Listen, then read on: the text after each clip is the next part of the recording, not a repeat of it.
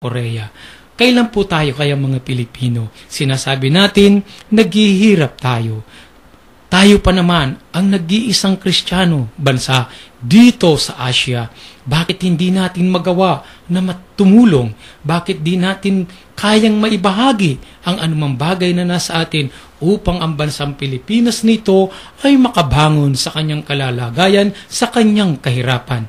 Mga minamahal kong mga kapatid, ang hamon po ng salita ng Diyos na ito sa ngayon sa ating lahat, kailan mo natutunan ipakita ang pagmamahal mo sa iyong kapwa?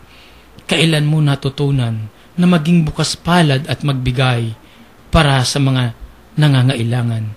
Kailan naging bukas ang iyong mga mata sa mga taong naglalakad sa kalsada na walang makain? Kailan ka nagkupkop ng iyong kapwa katulad ni Jesus na mapagmalasakit, maawaing Diyos, tunay na pastol, tunay na namumuno, gumawa tayo ng himala na makatutulong sa sambayan ng Kristiyano, sa sambayanan ng kapitbahayan, sa iyong mga kapatid, sa iyong mga mahal sa buhay.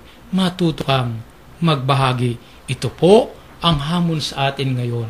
Nag-aanyaya sa bawat isa sa atin. Matutunan nating sumunod kay Jesus sa pamamagitan ng pagbibigay.